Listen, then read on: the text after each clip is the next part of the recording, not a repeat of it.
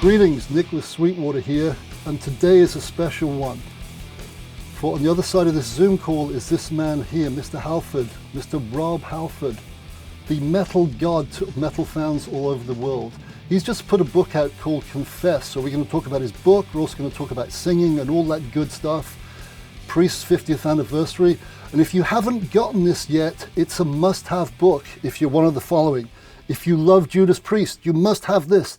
The trivia in this and the great stories, it's amazing stuff. If you're a Halford fan, Resurrection, one of the best albums of the last 30 years, you've got to know about it from this book. Also, if you just love metal, Hear a Man, and when I say hear, you should get the audio version of this too, because Rob narrates it, and it's really, really cool with his lilting accent. We'll get more into that later. Also, believe it or not, if you're struggling with being slightly different from the so-called normal and need to see some light in the darkness, this might help you.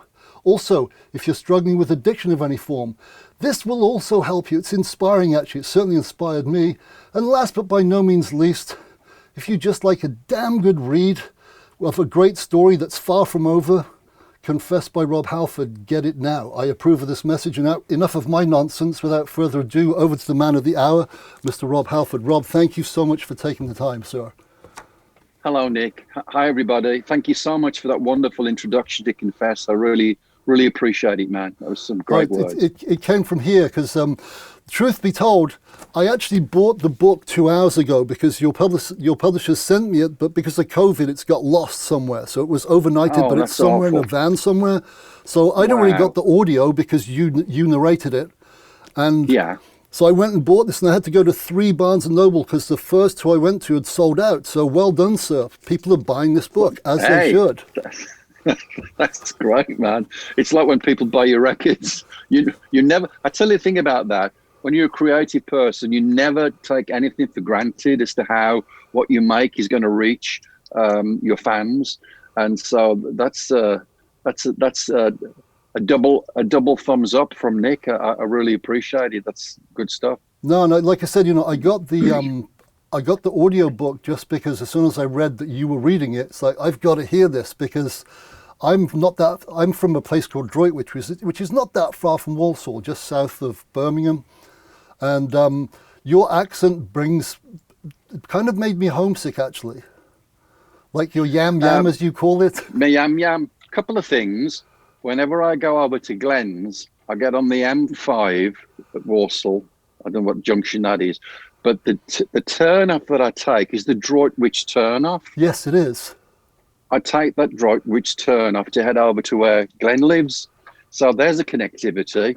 And this whole beautiful part of who we are and where we're from in terms of character and the way we speak, I think that's really important to hold on to that because it's so much of what your life is about, especially the early days. Because the early days kind of mold us into how we're going to be as we get older and become adults. It's something that I cherish, and it's never going to leave me. I'm a yam for life. Yeah, and for those who don't know, could you quickly explain yam? Well, it's just an accent. It's an accent. The great thing about where we're from, Nick, as you know, is you've only got to go a few miles and the accent changes completely. Yeah. Like the different accent between, say, Walsall and Bilston, or Walsall and Tipton, or Walsall and West Brom. There's all these slight inflections of the accent, but the Black Country accent, yam, I don't even know where that yam thing came from. I'm sure if I researched it, I could find out what the expression. Maybe it's where me I'm going. Yeah, that's what I think it comes from. It's probably what it is. Yam all right, that's what mate? it is. Yeah, yam all right, mate. That's what it is, and it's a beautiful, endearing affection that's always with me. Yeah, it's a very lilting accent. Let me ask you this. So, like, the book must have been quite a task to undertake because it's not a small book. It's it should be. It should be a long book because you've had a long, very interesting and very successful life with some ups and downs in it, and you really do bare your soul. How hard was it to actually write? I couldn't have done this without Ian. Ian is the master of making the whole exercise not easy, but he certainly took me through the journey in a way that it seemed like daunting at first, and then it's done. It's like, we're done. Yeah, we've got everything. Are you kidding me? Is that it? No, we've got everything. Everything I wanted from you, we've got. So the cool thing about working with Ian, because I thought we would go in a timeline, you know. Right. I got up, my mother took my nappy off. Right. Yeah. It wasn't like that. Which I think the book started in the 90s, you know, and then we went back to the 50s, and then we went to the 70s. We were all over the place. And that's a great way to make your brain work. Right. Because I think if we'd have gone chronologically, it could have been a whole different story. So he's the master, and yeah, I'm blessed that as a singer, because my job as a singer is also as a lyricist, Right. using language, using words, that may have made it a little bit easier for me. I don't know, hand on heart, I don't know if that's the fact, but because that's the way I've communicated all my life with my work, 50 years with Priest. Right. Just to talk like you and I are. And Ian has got his 3 recording devices, and we talked, you know, 5 or 6 hours a day for weeks and months. We got through it, and it was surprisingly cathartic, and I could hardly believe some of the things that I'd done, because he'd done his research. Remember when you said this? No, I never said that. Yeah, you did. Remember when you did this? I never did that. Yeah, you did. All that kind of stuff. Wow. It was great, man, and I'm so happy that I've made this book, because it just completes a part of me that I wanted to express. Yeah, I kind of loved the end where you say, you know, confession is good for the soul. Like you said, it's cathartic. Yeah. And did you find that sort of that it became like a snowball effect? So after you'd remember one thing and that would guide you to something else, or did you have diaries somewhere, or did you talk to old friends to jog your memory? How did you get all of that stuff? Because there's a lot of great little tidbits about Judas Priest, about you, about Walsall. It's, you know, the cut, like the metal in the, you know, like actually, you know, tasting and smelling metal before the music form was existing. It existed, all of that great stuff. Did that just sort of come from talking to Ian? A lot of it did, yeah. It's like he opened the floodgates, the way he would open certain chapters, certain questions, certain ideas, you know. And I have to say, you know, God, I'm blessed that I can remember all that, especially when you consider the addiction part of my life, which for a lot of people can be damaging, and it has damaged me to some extent, because I've really had short-term memory. Right. But the long-term memory is pretty potent, I'm pleased to say. Having said that, again, when you got, you know, you're in a place where you're struggling, and you reach for your phone and you go, "So it's me. Can you remember?" Yeah. Oh, there you go. My phone's gone up. She must have heard me. "So can you remember this blah blah?" And then Sue was like, "Oh yeah, we were with Mum and Dad. We were in Rill, you know, in the caravan by the blah." And then it suddenly hits you. So my sister, Ian, Right. Yeah. also management, Jane Andrews, just some of my really inner circle of friends who are very, very helpful. So yeah, it's like teamwork. It's like making a record. You can't do it by yourself. Even if you're a solo artist, it's a team, you know. Gotcha. So Yeah. all these beautiful people help me out. Yeah. That you kind of had me at the disclaimer when you say, you know, certain events and people have been changed to protect the innocent and the guilty. Yeah. That was great. Yeah.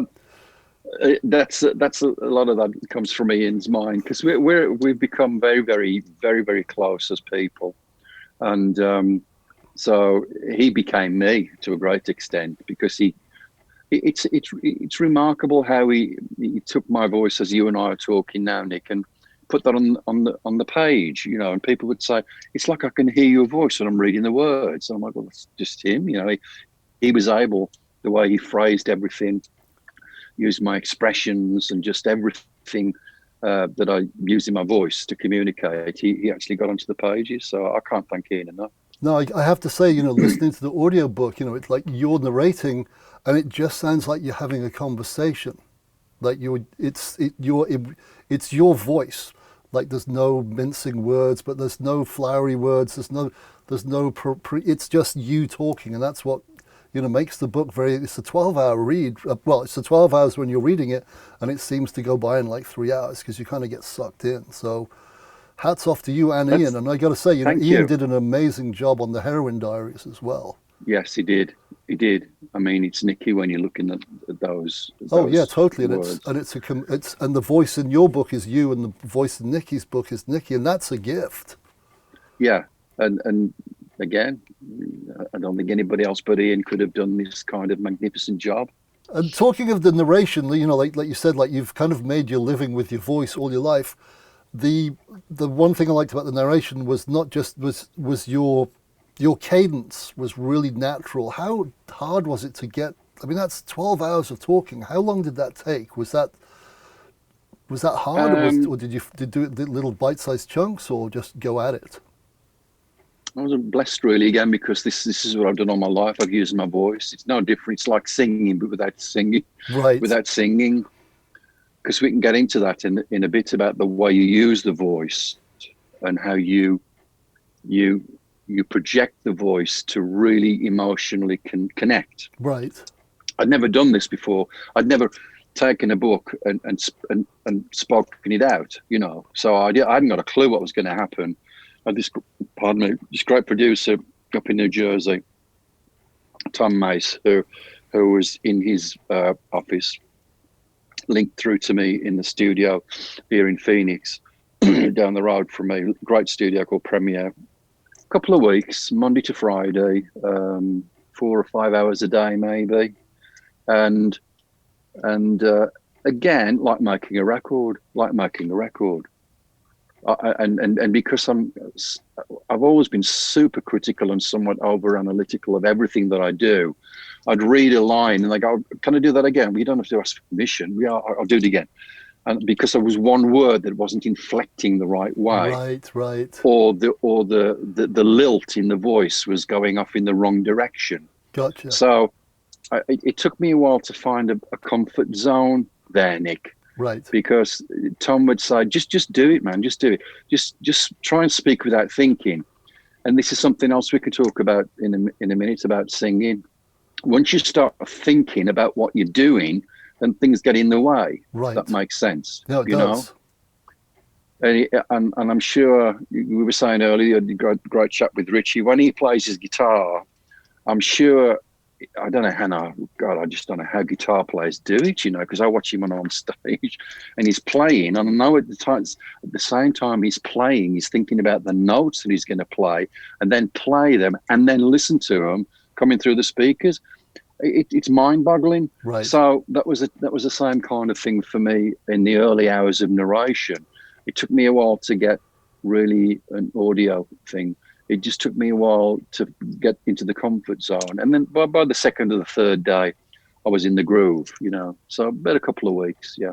That's actually pretty fast for the length of it, actually, because it's like the flow is remarkable. Like I said, the cadence and, like you keep it's the right tone throughout, like you're leading to somewhere with, if it's going up or down, you can kind of sense it within your voice, even though you weren't thinking about it. Yeah, I have to be really careful because, like you can see now, sometimes when I get excited, I talk really fast. It's the same with me. Even now, when I'm doing my vocals, I sometimes get a little bit ahead of the beat, right? Because I'm just so excited about singing and doing a new song, especially and the Do It Again Sneap. You were rushing there. No, I wasn't. Yes, you was. Play it me back. Oh yeah, I was rushing it. Do it again. So I had to learn all of this in making the audio, for confess. Gotcha. So Sneap was a good background to that then, in a weird way. He made you very self-critical, I guess. Tom wasn't like, he wasn't Do It Again, Tom, but he was, would you mind reading that where it was Sneap? Do it again. Done it 10 times. Do it again. Now, the one thing that I loved about the book, and it's like, I lived in Phoenix for 7 years, and we both found a mutual friend in Phoenix, funnily enough, a guy called Bill W. And you go into great detail about that. And, I really find your book, and I'm sure others will find it very inspirational, that someone like yourself, you're now, as of this January, 34 years sober. Congratulations. And Thank how you. hard did you find it not to be anonymous? AA is Alcoholics Anonymous, but you've decided not to be. Was that a conscious decision to help others? Well, I applaud everybody that's staying anonymous. Firstly, it's your life. You just choose to display things that are going on in your life is entirely up to you. And for me, just because I'm, in the public eye, and I have been most of my adult life, it just felt very natural to share my journey. Right. And also just because we're surrounded with these moments where we've lost beautiful people because of addiction to alcohol, whether it was Hendrix leaving us the way he did, or Bon Scott, or any of the other great friends in music. You feel not entirely that you have a responsibility, but just talking about it is sending out messages. It's sending out the messages of hope, and that you can get through these difficulties in your life if you make that choice. Right. Because so many people, you should watch your drinking, Rob. Oh no, I'm all right, man. Yeah. That doesn't. That's beautiful. Intervention is beautiful, but the final choice, the decision, has to come from yourself. The day you decide, and then you go into all of these different opportunities and tools and great resources to help you on a day-to-day basis. But that's just me sharing myself. That's why it's called confess. No, You couldn't have exactly. chosen a better word than confess. The other thing I loved about it too is that you actually say it, after going through the rehab and whatnot, that then you found yourself in a position of standing in front of tens of thousands of people with a microphone, singing for the first time on stage after all those years and those millions of people sober. And I love the way within the paragraph you explained how it went from abject fear to a joy unlike anything you'd experienced before. That was really, to me, extremely uplifting and a huge message of hope or light. And I know for a fact many people have read you on the internet and followed your journey and have taken inspiration and hope from your words. So I applaud you for what you've done on that front. That's really, really above and beyond, in my humble opinion. Thank you very much, Nick. You just see life a lot clearer. I saw the fans for the first time in my life. I saw every face. Right. Whereas before, everything was like, out of focus, and could barely stand up. And that day at the Tingley Hall Coliseum in Albuquerque is just still profound. I could hear everything. I could smell everything. I could taste everything. Most importantly, the music was doing what it should do to you when it's uncluttered, Right. And hey, I'd be the last person to stand up and shout against people. When people go to a show, do whatever you want. Get to the show, have a few drinks, whatever, do whatever's right for you, and that's the way you enjoy your night out. But for me, that was just an eye-opener. It was an absolute eye-opener. I learned so much about the power of music just from that one show.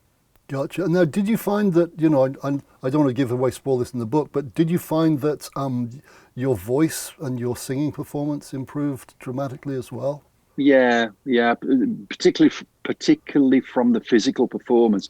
And I got to say, Nick, I'm astounded that when I hear some of these early recordings, when I know I was lit, as they say up here. Yeah, man, I'm lit. I've got a buzz. You've got a buzz? Yeah, I've got a buzz. I don't know how I got through it. I just don't know whether it was autopilot or just, heavy metal homing pigeon instinct.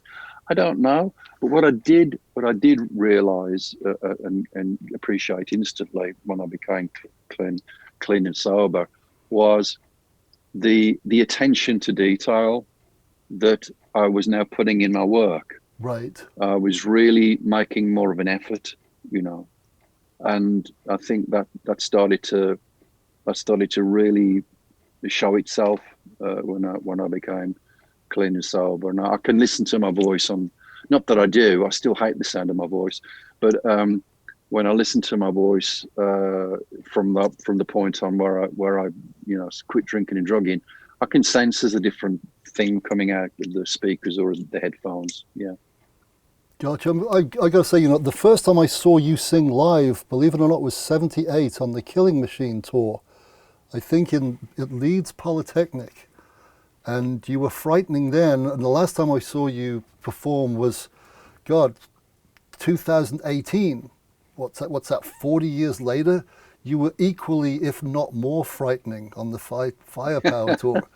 And I got to ask you, like in a second, like we should get into the singing side of things, but it's quite like your longevity and the standard you've maintained throughout, from early Priest through your solo stuff, then to the magnificent and aptly titled Resurrection album, which is still, when Dime called me up and said, dude, I just got a tattoo. It's like, what's the latest one? He goes, it just says Halford Resurrection on my right leg. It's like, wow, it's that good, Harry. He goes, yeah, you got to get it now. And I did. And I didn't get the tattoo, but it became, up there with like, every time we would talk about, influences, that album would come up as a new one, and the old one was, at the risk of being obsequious, was British Steel, which changed. Grim Reaper was born, my band, old band, was born basically out of British Steel going, this is what I want to do. It's heavy, and it's melodic, and it's catchy, and it's 3-minute songs, and it's epic, and it remains one of my all-time favorite albums. So, and goodness gracious me, that was, 4 decades ago. And here you are coming out with stuff like Firepower and kicking everyone's ass again. And I can't wait for what you do next. What drives you, aside from your obvious and, your unadulterated, unashamed, pure love of heavy metal? What drives Halford, or is it just that, your love of metal? Yeah, you've said it for me. You can't do it without putting in 100% conviction and honesty and purity into the work, and that might sound mad in metal or rock and roll, but it's an absolute fact. That's why some bands have longevity, just because of the thought and the conviction and the chemistry, right, of your band. But as you know, being a fellow musician, it's a funny world, isn't it? Because you can start the day and you go and see your mates and you write a song, you feel great about the song, and then you record it, feels even great, and then you play it live to your fans, and then the roof goes off. But all of that can only happen with all of those things that we know is important, right? And that because your fans can smell not a fake, but if you're not really truly convicted, it doesn't sound convicted. That's the right word, isn't it? Yes, it is. You know what I'm trying to say? Yeah, you're not phoning it in. When you got to feel it. You got to feel it. And all music is about feelings, right? Everything you feel in music is an emotion, and so if that's not happening, something needs to be looked at. So I will say that those 2 reference points that you made from Leeds Poly to 2018, I don't think I'd have been in that 2018 mode if I hadn't had that, that day when I did, when I gave up and said, help me, I got to stop, abusing my body physically, right. Because your voice is, it's physical, isn't it? It's physical. Totally. Yeah. And if you abuse your body in any way, your body's going to fight back. And so I know for a fact that that side of staying healthy, physically healthy, has been an important role in me being able to have this longer life as a singer in metal. Gotcha. And once again, going back to Resurrection, like what was the was that's kind of like, do you view that as one of your pivotal points, like one of the highlights of your extremely long and very successful career? Even though it wasn't a Priest record, it kind of is, if you know what I mean. Yeah, I know what you mean. It's an important record for me in the journey that I was having away from Priest. Gotcha. And I've often used this reference of like, what that song, you don't know what you've got till it's gone, or you can't see the wood for the trees, because we're complex people, musicians, because we're so emotionally hyper. That's just the way we are. All great things in art are from emotionally strong people, and So I think that record was just like a coming home type of expression for me. Right. I'd had my fun with the Fight Band. I had the great project with John Five and Trent with the Two project, and a lot happened in those years. But when it came to the Halford experience, that's where I felt truly connected. I felt like I needed to make a statement for myself more than anything else, that, you know, I hadn't lost my love for metal, and I was reinforcing that by all of the things that we did on the Resurrection album. Yeah, I have to say, you know, I was lucky enough to go to the Madison Square Garden show because I was living in New York at the time, and you guys literally took the roof off. I'd never seen a 3-band bill with the place that full for the third band, the first band. And it was a crushing 35 minutes, I think it was. You guys killed from start through finish. It was like a lot of people walked out going, yeah, the metal god's back. Well, all praise to everybody in the band. I can't do it by yourself. Oh no, it was a great You band. know, everybody, great band, Metal Mike and Bobby Jazombek and Pat Lackman and Ray Riando, and you know, some of the slight changes that we made in Halford. The end experience was extremely potent and strong. Those guys gave it 1,000%. Oh no, they killed. You know, I've been fortunate enough to become friends with both Mike and Pat, and that was like, what a great, you know, the fact that one of the greatest guitar players of the last 4 or 5 decades tattooed that logo and that name on his leg. You can't put, that's priceless. It really is. That's just beautiful. That's beautiful. Yeah. He showed me that tattoo. He showed me his British Steel tattoo one time in Vegas. Right. Yeah. No, he was. He wore it on his sleeve or on his leg, literally. Yes, he did. God bless Beautiful him. guy. Yeah. Beautiful guy. One of the nicest guys. And still tremendously inspirational for all guitar players, but particularly in metal. You know, he rates in the top 10 of greatest guitar players ever. You know, and I'm sure that most metal guitar players will tell you that his name is included in their list of inspirators. No, exactly. And talking of that, I hate to put you on the slot. You're in the same position in the singing world. Did you ever dream as a kid you would be not only just in a band, but looked at, number one, like, you didn't coin the phrase metal god, your fans did, which speaks volumes to me because they're just calling it as they see it. But did you ever in your wildest dream think, because I remember reading in the book, you said, Plant and Gillan sort of made you want to sing. Then you sang at school and really enjoyed it and loved the applause. And, fast forward 20 years, it's like you, Bruce, Ronnie James Dio, may rest in peace, the 2 gentlemen we've just talked about, the Anselmos of this world. Do you ever wake up and go, holy mother of God, I'm the metal god? At this point, when I wake up, I'm like, oh, thank you, God, you give me another day.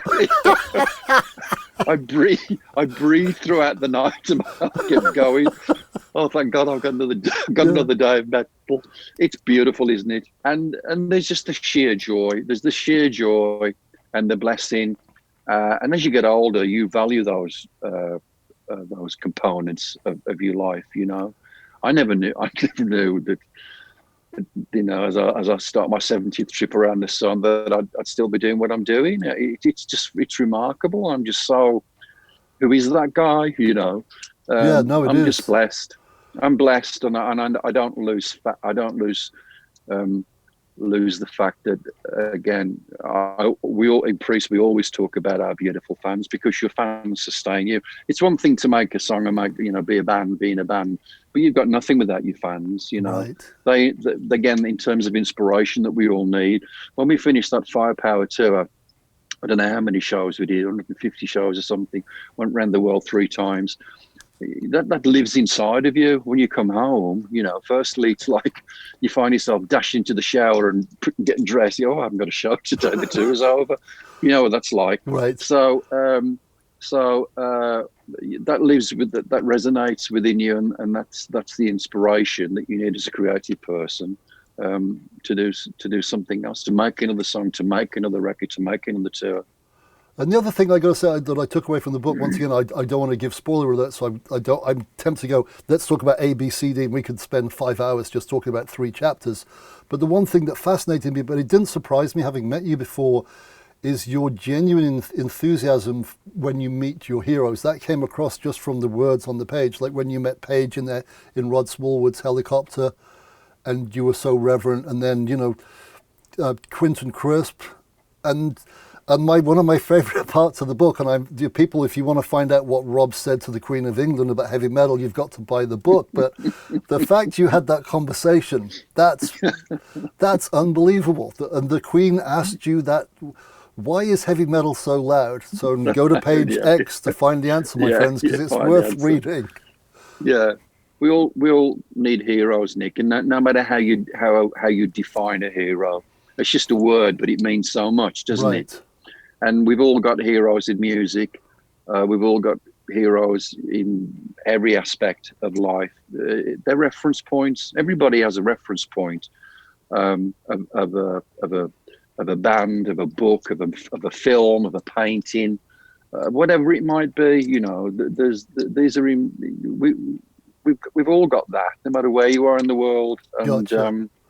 And so there's just references like you pointed out in Confess that they add little dots together into how they make you into the person that you are. Right. No, that's like you say, you really did bare your soul, but it reveals why you are who you are, if that makes sense. Yes, and again, that's what Ian was able to make happen. Yeah, it's and just the little things like your sister, and Ian Hill and that whole, it's a wonderful tale. And the great thing about the story is it's not over. So I'm just waiting for the sequel. Make another couple of records, then call Ian again and go, hey, Confess too. Anything can happen in life. Don't limit yourself. You're never too old. You're never too old to do anything in life, bucket lists, whatever you want to call them.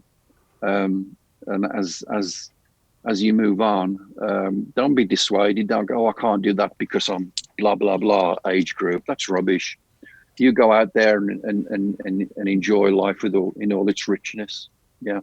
Wonderful words of advice. Talking of inspiration and heroes, are there any of the singers in the New World Order who impress and inspire you? Like, what inspires you today? In recent years, let's get a couple of ladies. Maria from In This Moment, Lizzie Hale, who's just phenomenal. We just lost somebody recently, the singer from Power Trip, had an amazing voice. Right. Yes. So Riley. There's so many, but. I'm sure we've all got the same story to tell as far as like guitar players, drummers, bass players. If it wasn't for this moment or that moment, this song or this show, I may not have started the journey that I'm on. We're all standing on each other's shoulders, if that's the right metaphor. Yeah. We're all in it together as musicians. Doesn't even matter if the music is completely diverse in metal and classical music. The experience is still the same. It just sounds different, So all this beautiful thing about how we share each other's adventures and journeys are just there continuously. Right, and it's never ending, which is great. Like, there's no end to the journey. Exactly. Yeah. So let's quickly get on to some vocal tips and hints, if you wouldn't mind. Sure. Priest just celebrated, unfortunately, because of COVID, you had to put the tour back to 2021, but 50 years of Priest, which means you've been singing like only you can sing for 50 years.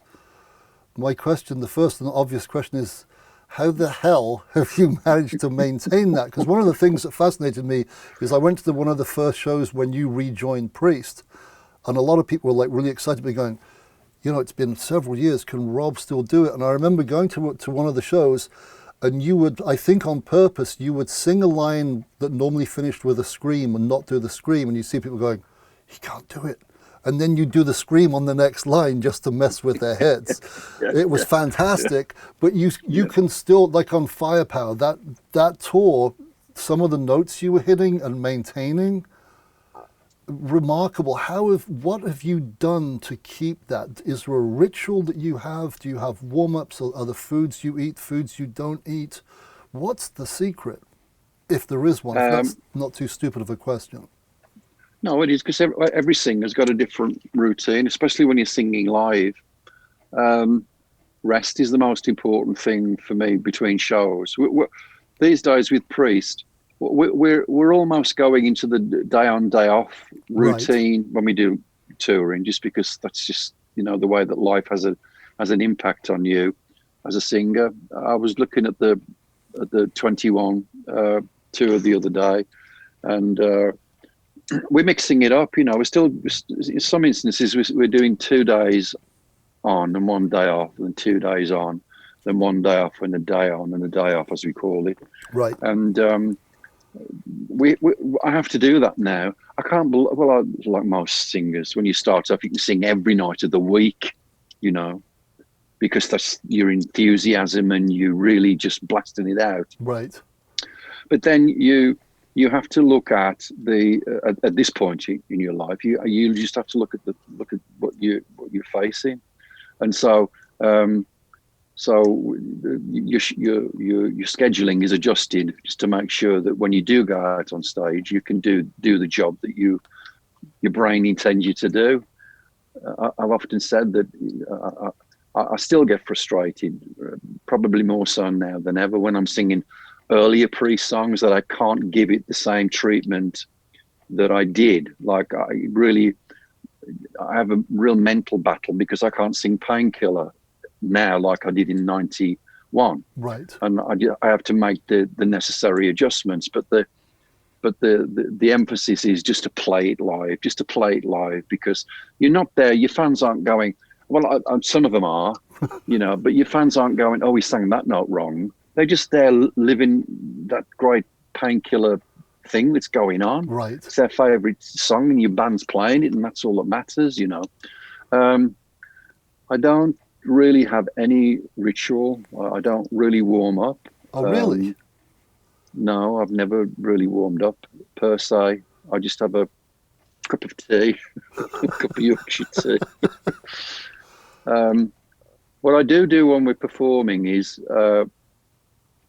Heather, Hellbent for Heather, who is my beautiful Heather that looks after me on the road, dressing me and taking all the stuff over there.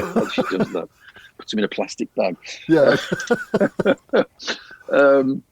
But through the show, I drink literally scalding, boiling hot. It's throat coat tea. Right. Throat coat with honey and a slice of lemon, squeezed lemon, and a little bit of grated fresh ginger root. Because as he taught me that years ago, before he was going on, we were chatting. I said, what are you drinking? He goes, this ginger stuff. I go, what is it? I have a sip. So I had a sip, and I could feel all the stuff that collects on your vocal cords being like literally pushed away. Well, that's really? great. I've got to start using that. Yeah. Just clears all your vocal cords. So started to use that in the show. So when you see me going off stage, as often as I do, it's not to go to the loo. Although at my age, you must go to the loo before you go on stage.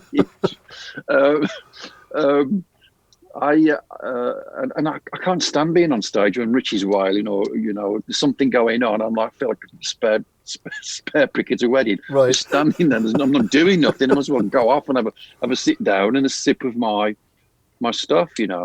So keeping the voice working through the performance that's what I use. I also do something which I really wish I could stop, but I can't, and that's chew gum. You know that gum called Airwaves? Is it Wrigley's? They make a thing called Airwaves. They have this thing called menthol. Right. You know how menthol cleans your nasal passages. That's another thing I've got in my little man cave. I've got one of these Vicks things which is constantly putting out menthol vapors. Gotcha. It's just keeping your respiratory system, singers, your lungs, keeping all of those airwaves, keeping them as clear and as strong as you possibly can. So that's generally what I do. As far as the diet and stuff like that, and what I drink particularly, I avoid milk because milk can create a lot of phlegm buildup in your voice, and Gotcha. anything that's got a lot of fat content. Right. Because when you're singing a clean song, I've always said it's a lot easier for me to sing Painkiller as opposed to say the acoustic version of Diamonds and Rust, or Beyond the Realms of Death. You know, where you have to have a clear note. You have to have a really clean note. You don't hear like some phlegm, you know, rattling around in the words in the notes. So those are just some of the things that I do to make sure I try and keep everything working like I'm hoping it's going to work.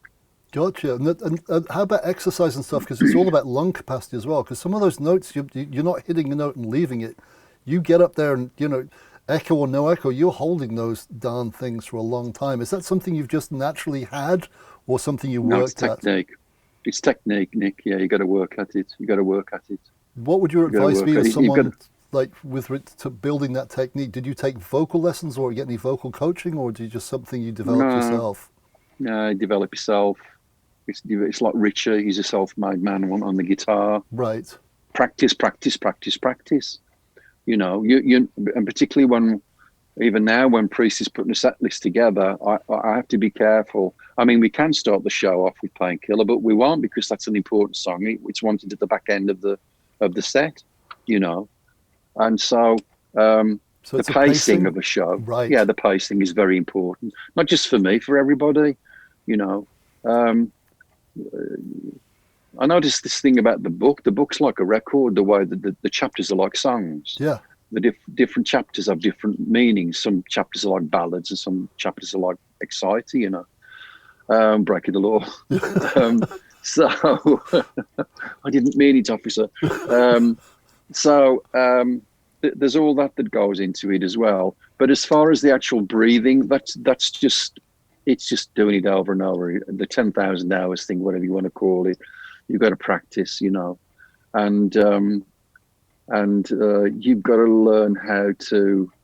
It's almost like instinct when you do it over and over again. But you have to be very careful there again, because once you go into so-called autopilot, you lose something.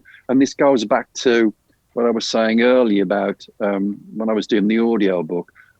When you sing, you've really got to let go. You've got to let go. You can't be singing and going, oh God, there's a really high note coming up and I don't think I'm going to get it. Right. You can't let that. It's a mind game. It's a mental mind game. And I think all musicians will attest to that. It is. Your mind is doing crazy stuff while you're working. It's just remarkable. And then you and I could have a discussion about mental health in musicians, which is just, you know, a whole nother dimension. So all of that is important. The best way, I tell you this, whenever I'm singing and like I experienced with Andy, when he keeps going, do it again, I know when I've got it. I know there's something happens. There's something that I can't describe it, but it's like this pureness, this clarity. And before he goes, okay, I've got it. You've got it. I know I've got it. Gotcha. You know, and it's very difficult to describe that. It's almost like this Obi-Wan Kenobi thing, you know, Richie and his let the force be with you, because it is let the force be with you, let the metal force be with you. You let it go, you know, don't trap it, don't control it, let it be free, let it be natural, let it be organic, let it be real.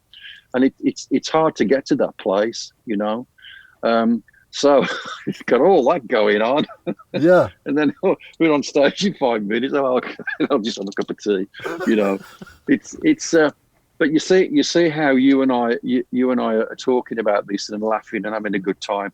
That is also another important essence of making the balance. When we're on the road, it's a laugh a minute. You know, we're always joking. We're always kidding around. We're always having a good time. And I'm so happy that we've got that in this band. Yes, some of us have like crappy days, like I can be more often than not than anybody else in the band. But it's fleeting. Right. It's fleeting. You know, that's just being a human, that's being in touch with your emotions. But I'm so pleased that we're in a band that has that joy, the joy of being in a band, the joy of being on the bus together, in the van to the gig, getting dressed, doing the show, coming off, having some dinner. The joy, is so important for so many reasons. I've got to say the one thing that once again, like giving credit where credit's due. One of the things that really impressed me about Firepower, like the record and the tour, I saw 3 shows on the tour, is there's the excitement within the band is palpable, even coming off a CD.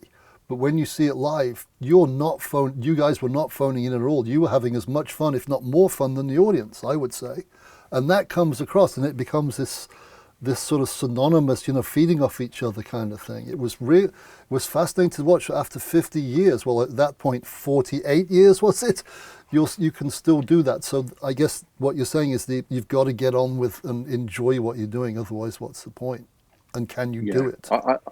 I'm a bit of a taskmaster in that respect, because, you've probably seen me working with Richie, everybody to a great extent. But when Richie's coming up to do a lead break, I'll go and throw some shapes around. We always have like, what kind of shapes are you going to throw tonight? Oh, I don't know, I might do this and I might do that. Well, you throw that shape and I'll do this shape, And that's because we love throwing shapes. But I know that when I get over him or I'm throwing shapes, that's pushing him. That's pushing him. I know I'm pushing him. Yeah, it's symbiosis, isn't it? You're feeding off each other. Yeah, it's symbiosis. Yeah, it's not like, oh God, the metal god's pushing me. It's not that. You're pushing each other. And I always go over to the inside of the stage 2 or 3 times in the night and work with him, or I do it with Scott, or recently with Andy. You're working off each other's power and energy. You're supporting each other. You're pushing each other to get the maximum effect out of the moment. And you see a lot of bands doing that. But I love that as a singer because I'm free. I don't have any wires or anything. I can wander around and cause trouble, being everybody's. Because there's a lot of things that go on that stage that you don't see if you're not really watching, winding people up. And that's just because, again, you've got to keep it loose. We take our work deadly, deadly serious in Priest, but we know that, again, there's the balance between being deadly serious but at the same time living the joy of playing live together. I would say there were 2 things that remind me of that. Was one, I saw you at a big US festival and you were playing during daylight, and one of your techs came off and you literally were chasing around the stage. I was in hysterics for like 5 minutes because I was going, what's going on? Did he upset Rob? It's like, no, they're just having fun, but the poor guy looked petrified. Yeah. My favorite moment was, and I had the good fortune of seeing you guys play Birmingham Odeon sort of mid 80s, 85, I think. We just come back from America and our manager was over and you guys were playing the Odeon.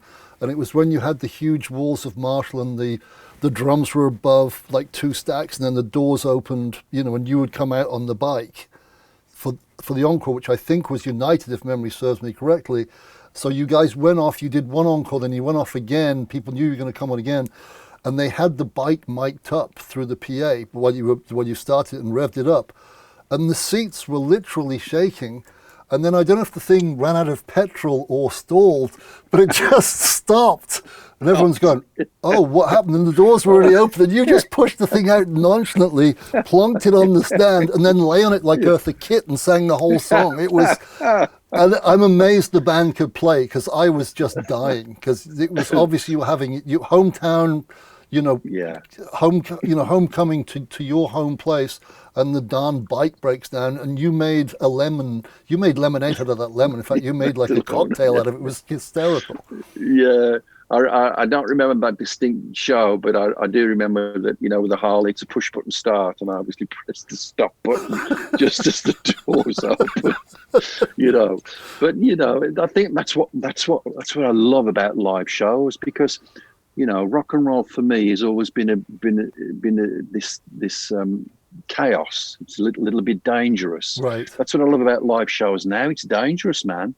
When you start Painkiller, that's a danger ride for however minutes it lasts. Because if you listen to the complexity of Painkiller, I keep using this song, and there could be other songs, but if you listen to the complexity of Painkiller, listen to what Scott's doing and what Ian's doing and what we're all doing, when we're playing it live.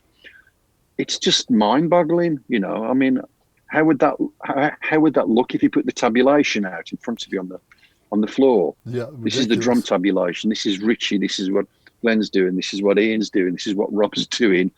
It's just like looking at the universe, you Right. know, the complexity of it all. But that's the danger, I'm saying, in rock and roll. It's the danger of any show, any live show.